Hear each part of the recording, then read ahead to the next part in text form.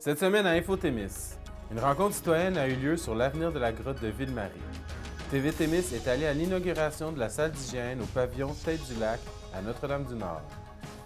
Pour terminer, un premier retrait de chandail a eu lieu à l'Aréna des Pirates pour honorer le travail du joueur Nicolas Belrose.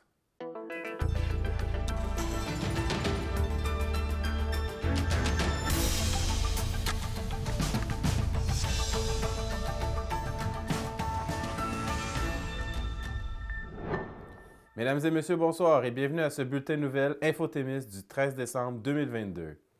Mon nom est Guillaume Internautia et c'est avec grand plaisir que je vous accueille à cette édition d'Info-Témis.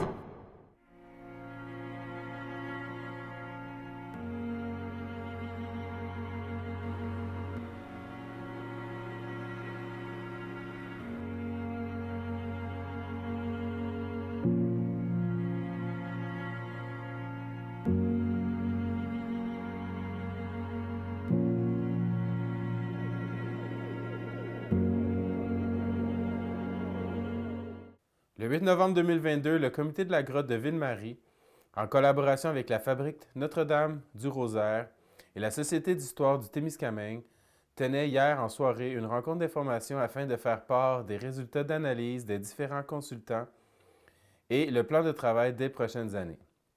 Plus d'une vingtaine de personnes de Ville-Marie et les environs ont assisté à cette rencontre. Rappelons que la ville de Ville-Marie a acquis le terrain au printemps 2022 de la fabrique Notre-Dame du Rosaire qui n'avait pas les capacités financières et les ressources humaines afin d'entretenir, de sécuriser et de mettre en valeur le site. Un comité a été mis sur place dès lors afin de réfléchir aux différentes étapes de travail, menant à des recommandations à formuler au conseil municipal quant au développement du lieu. 3 démarches ont été faites en parallèle afin d'étudier la grotte et le site, plein air, structural et patrimonial. Madame Manon Gauthier, porte-parole et chapeautant le comité pour la ville de Ville-Marie, a fait une présentation exhaustive et rassurante à la population présente. En voici les grandes lignes. Pour la démarche plein air, le mandat a été donné à la coop de l'arrière-pays de l'Abitibi-Témiscamingue afin de structurer un réseau de sentiers de marche et de randonnée pédestre qui s'est réalisé à l'automne dernier. C'est un peu plus de 7 km qui sont maintenant balisés et entretenus afin d'offrir un environnement accessible à toute la population et en toute saison. Pour la démarche structurale, un mandat a été donné à la firme Englobe Corp afin de caractériser la durabilité du béton de la grotte et de l'escalier menant au lieu. Des tests de résistance à la traction et à la compression, des mesures du taux d'absorption et d'évaluation du réseau des vides d'air ont été effectués. Un plus grand nombre de prélèvements ont dû être faits puisque plusieurs échantillons se désagrégeaient lors du prélèvement. C'est un total de 15 échantillons qui ont servi à effectuer les différents tests nécessaires. Les résultats et recommandations sont que les matériaux constituant la grotte sont dans un état de dégradation avancé et ne sont pas adaptés pour offrir une durabilité au cycle de gel-dégel. Puisque les résultats des essais de laboratoire démontrent également que le béton est très hétérogène, il est impossible d'identifier des autres possiblement réutilisables dans le cas d'une réhabilitation. L'injection de fissures est non recommandée puisque le réseau de fissures interconnectées semble répandu. La recommandation d'Englobe est une reconstruction et non une restauration, et ce, suite à une évaluation géotechnique du mouvement du sol. Bien que l'intégrité physique de la structure soit critique et son altération irréversible, le site conserve une valeur patrimoniale exceptionnelle au niveau de la région du Témiscamingue. Un autre élément d'importance dont il faut tenir compte est la mobilisation citoyenne pour sa sauvegarde. La situation n'en est pas une de restauration, mais bien de conservation et mise en valeur des vestiges. Que la grotte soit complète ou partielle, elle conserve sa valeur patrimoniale. La Ville a les pouvoirs de citer les vestiges afin qu'ils soient légalement protégés. Pour ce qui est de la démarche patrimoniale, un mandat a été donné à Mme Diane Joly, consultante en patrimoine, pour documenter les éléments d'intérêt patrimonial de la grotte et du site de son ensemble. Des recommandations ont été données pour le potentiel à la mise en valeur du site ainsi que l'avenir de la grotte. En regard aux résultats des études et des recommandations formulées, le comité de la grotte n'a d'autre choix que de recommander au conseil municipal de la ville de Ville-Marie la démolition de la grotte Notre-Dame de Lourdes. Ceci va aussi dans le sens d'assurer la sécurité de tous les citoyens qui s'y rendent quotidiennement.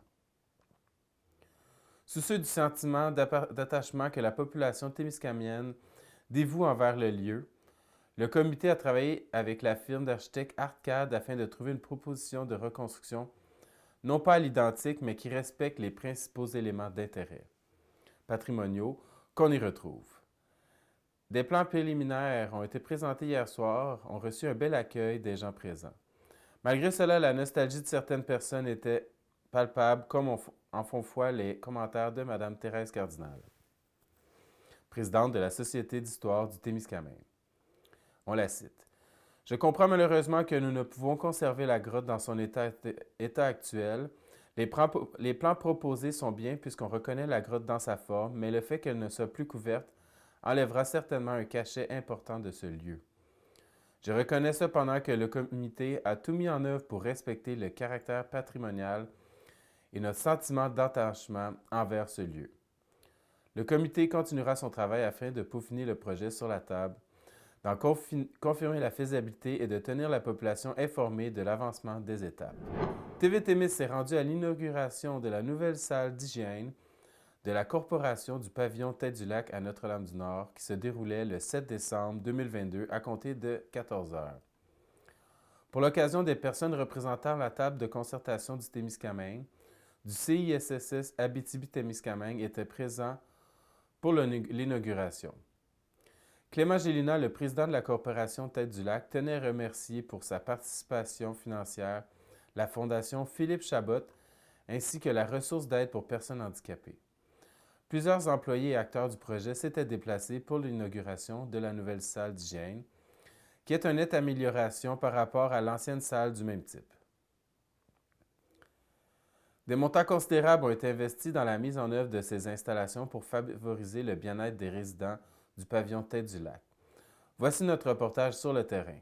Pour amener nos critères, on a demandé à Francine et à Aline, quand vous donnez un bain à une personne, c'est quoi vos considérations? C'est quoi vos obligations? Qu'est-ce qui vous amène à dire ça va bien aller ou ça va mal aller? Ils ont arrivé avec le commentaire, de l'espace, bien sûr, avoir des commodités, d'éclairage, ventilation, toutes des choses là. On a tout mis ça sur une feuille et on était voir une firme d'architecte. Et à partir de ces critères-là, qu'est-ce que vous pouvez faire pour nous? C'est quoi qu'on va avoir comme ça? Il y a eu plusieurs discussions. Claude était pas mal le chef de file là-dedans, des discussions avec la firme, conseil. Et ils sont arrivés avec un projet que vous voyez. Si je le décris rapidement, les murs sont isolés à l'épreuve de l'humidité. On a tout arraché de J-Proc. On a mis un nouveau J-Proc.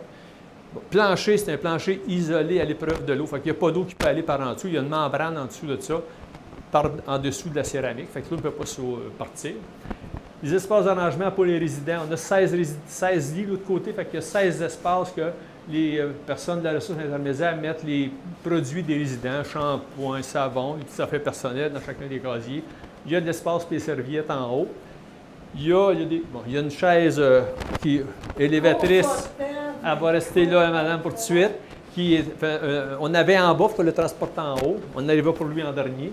Quand on arrive à la douche qu'on n'avait pas en bas, certains résidents, tout dépendant de l'autonomie des résidents, pourraient aimer prendre une douche. Fait qu'on a une douche avec un banc intégré, un porte-savon encastré, comme vous voyez, douche téléphone et une douche fixe au mur.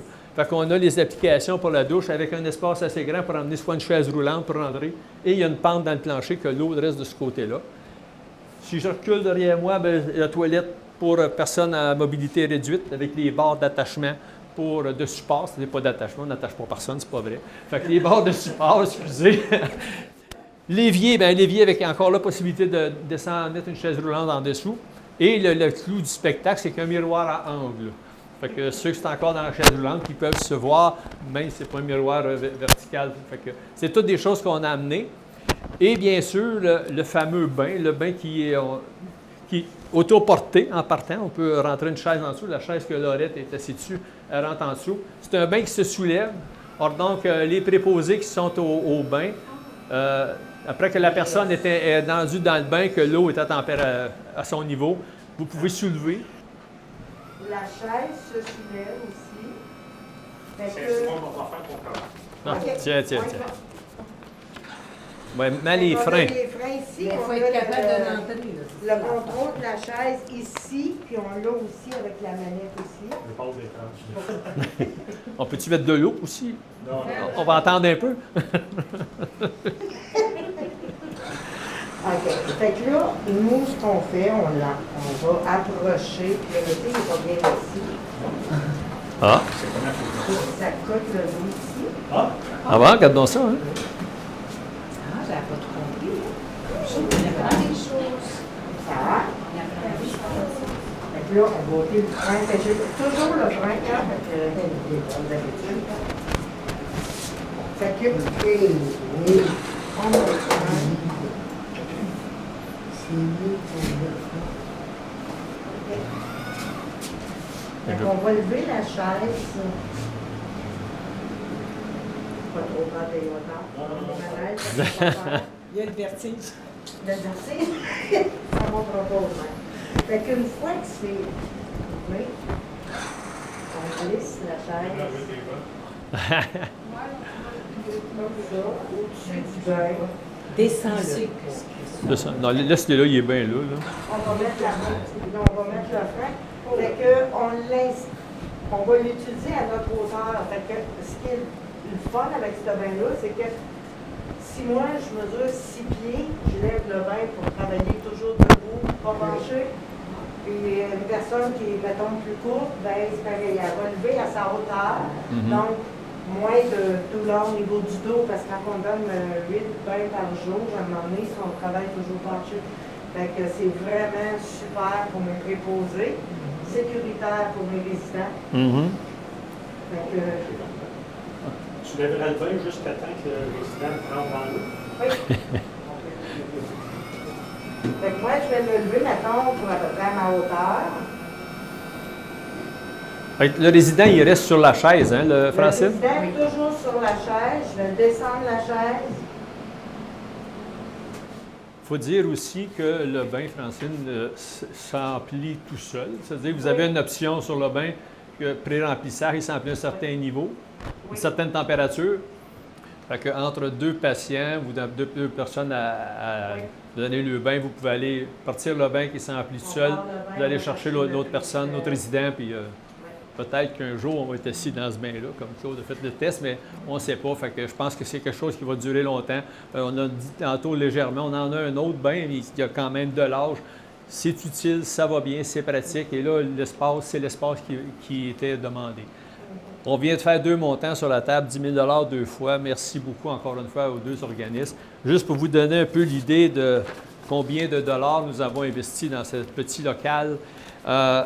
On parle d'un bain qui vaut 26 000 Juste le bain, là, il n'y a pas de la petite chaise, c'est un côté. Là. Fait que le bain à lui seul, c'est 26 000 La firme d'architecte nous a coûté 5 000 et l'aménagement de la salle nous a coûté 83 800 Je ne sais pas ce que vous pensez, ce qu'on a mis l'argent, là.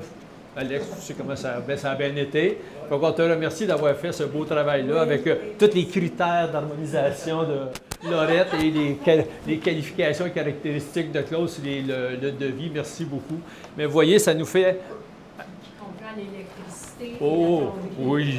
Électricité, plomberie, ventilation, il a tout fallu défaire. Fait qu'en gros, la corporation a investi 100 000 dans la pièce pour aménager ça pour les résidents de la ressource intermédiaire.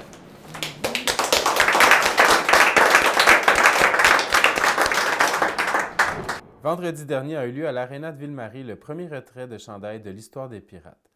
Pour cette occasion, c'est le chandail du joueur Nicolas Belrose qui portait le numéro 18 qui a été retiré.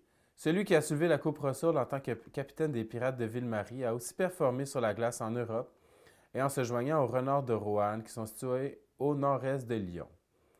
Le Québécois aura fait un passage remarqué en GMHL en remportant 2 ans de suite le trophée Most Hurt Award, attribué aux joueurs faisant preuve de plus de persévérance et de travail dans la Ligue.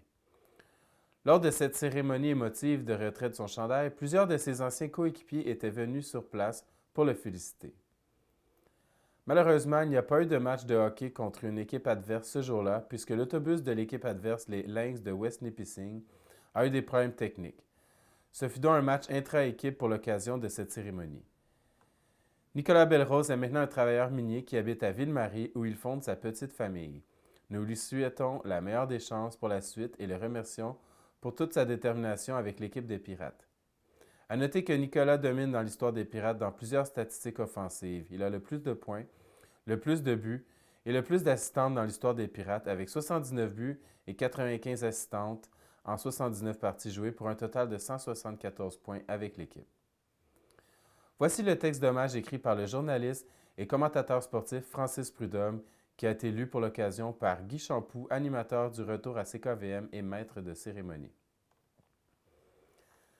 Dès son arrivée à Ville-Marie, Nicolas Belrose fut un élément clé pour le succès de l'équipe. Il demeura un joueur d'impact lors de ses 2 saisons passées avec les Pirates, les 2 premières de la franchise. Les participants de la première heure se rappellent encore du prolifique trio qu'il formait en compagnie de Cédric Lachapelle et Hugo Blum lors de la saison inaugurale. Trio qui a grandement contribué à faire des Pirates une équipe des plus compétitives dès leur première saison. Il conduira d'ailleurs les siens en série éliminatoire cette saison-là. Ville-Marie s'inclinant en 2e ronde contre les éternels rivaux, les Rattlers de Bradford. Loin d'être satisfait, Nicolas Belrose viendra compléter son parcours junior avec les Pirates. Nommé capitaine de l'équipe, il sera l'un des principaux artisans pour conduire Ville-Marie jusqu'au grand honneur. Une triomphe de la Coupe Russell après seulement 2 ans d'existence et après une saison régulière où l'équipe fut tout simplement trop forte, le reste des équipes de la GMHL. Nicolas Belrose, ses 2 participations au match des étoiles, 2 fois voté joueur avec le plus de cœurs aux ventes de la GMHL, des saisons de 88 et 86 points. Capitaine des Pirates lors de la conquête de la Coupe Russell, un parcours qui lui a permis de se faire remarquer et de faire le saut chez les professionnels en Europe. Maintenant établi à VM afin d'y fonder sa petite famille. Nous nous souviendrons de Nicolas Belrose comme un joueur humble, ayant à cœur le succès de la franchise à Ville-Marie qui avait le don de marquer de gros buts dans les moments importants. Veuillez accueillir comme il se doit votre numéro 18, le premier mortel à avoir son chandail hissé dans les hauteurs de l'aréna, frère Arthur Bergeron. Nicolas Belrose. TV Témis a eu le privilège de rencontrer le joueur, anciennement numéro 18, à l'occasion de cette cérémonie.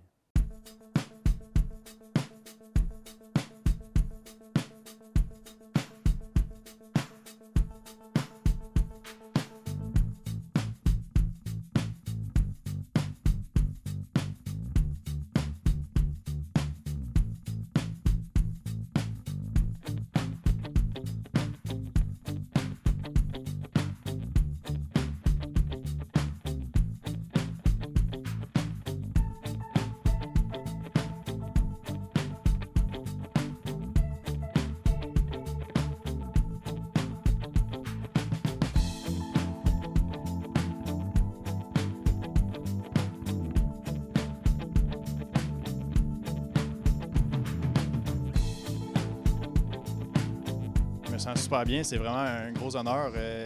Bon, c'est sûr que c'est plate, quelques heures avant le match, de se faire dire qu'il n'y aura pas de match après cette cérémonie, mais de voir tous les joueurs présents ce soir, les anciens joueurs, mes anciens entraîneurs, pour vrai, ça me fait vraiment chaud au cœur d'être le premier des Pirates à avoir cet honneur. Donc, c'est ça, je me sens choyé puis content que la cérémonie ait eu lieu, même s'il n'y avait pas de match. Un petit peu comme que Cédric Lachapelle a dit pendant son petit discours, c'est vraiment quelque chose que moi puis Cédric, on a pris à cœur quand on a su que ça allait être un projet qui allait fonctionner.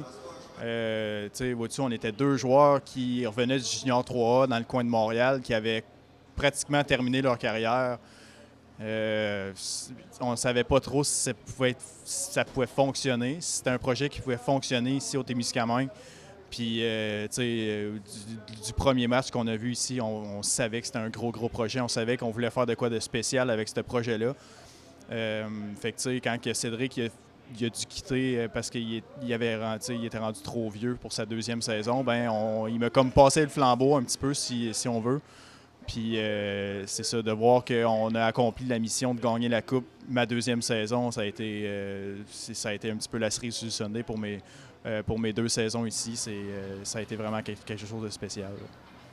J'essaie de les suivre un petit peu. Là. C'est sûr que je me suis éloigné un petit peu. Comme que Guy a dit dans la présentation, on vient de fonder notre petite famille. On a une petite fille de 2 mois et demi. Donc j'essaie de les suivre. Le petit conseil que je leur donnerais, c'est sûr que il a l'air d'avoir une petite rivalité qui est un petit peu la même rivalité qu'il y avait pendant mes 2 saisons, là, Bradford puis Témiscamingue. Je pense que c'est de retenir le plus possible de ces matchs-là qu'on joue en saison. Parce que quand les séries vont venir, c'est sûr qu'il y a une de ces 2 équipes-là qui vont croiser. Puis c'est ça, regarde, c'est de se souvenir de ces matchs-là. Je pense qu'ils ont fait un excellent job d'une couple de semaines de perdre ici 6-0 et de bien se reprendre à la maison la semaine d'après. Fait que je pense qu'il y a beaucoup de gars d'expérience dans ce chambre-là. Il y a des gars qui étaient là l'an passé que j'ai eu la chance de côtoyer un petit peu plus en étant présent comme entraîneur. Donc, je pense qu'ils savent quoi faire. Leur saison, c'est leur saison à perdre, selon moi. Donc, ils savent quoi faire. Je pense que c'est une bonne équipe qui se rend jusqu'au bout. Premièrement, je suis vraiment content qu'ils aient fait toute la route pour être ici. Ça fait vraiment chaud au cœur. Il y a beaucoup de gens que ça faisait 2-3 ans que je n'avais pas vu. Donc, c'est vraiment flatteur qu'ils se déplacent pour un événement comme ça. Je pense que ça démontre aussi que on célèbre un individu en étant moi ce soir, mais c'était quand même un projet d'équipe. J'ai pas gagné la coupe par moi-même. Je pense que tout le monde ensemble, on a travaillé fort pour que ce soit nous les champions cette année-là. Puis je pense pas qu'on aurait un retrait du chandail cette année si c'était pas qu'on ait gagné la coupe. Donc c'est vraiment plaisant de voir que tous les gars se soient déplacés, que ça les ait marqués dans leur vie comme que ça m'a marqué moi. Donc c'est vraiment plaisant. Juste remercier tout le monde qui se sont déplacés ce soir. C'est sûr qu'il n'y a pas eu de match. C'est plate un petit peu, mais ça démontre vraiment comment la passion ici à Ville-Marie est présente pour les Pirates. Puis c'est très, très important que ça reste comme ça parce que les Pirates vivent de la présence des partisans. Donc c'est toujours plaisant de voir qu'il y a du monde qui se présente ici pour les matchs.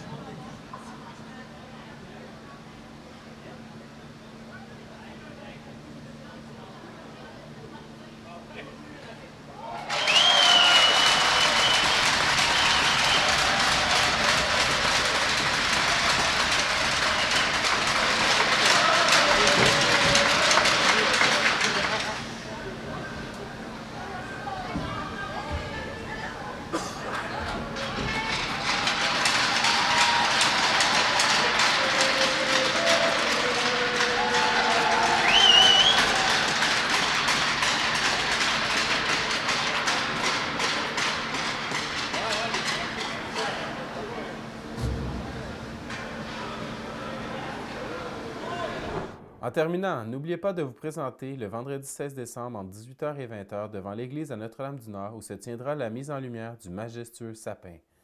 C'est dans une ambiance festive que vous pourrez partager vos vœux avec vos voisins et amis en dégustant un café ou un chocolat chaud offert gratuitement. À l'occasion, les finissants et finissantes de l'école RDQ tiendront une vente de desserts de Noël. Merci de venir les encourager et à ce qu'il paraît, la belle température sera au rendez-vous. C'est tout pour aujourd'hui. Toute l'équipe de TV Témis vous remercie de votre fidélité et vous souhaite à la semaine prochaine. C'était Guillaume Internautia. Bonsoir.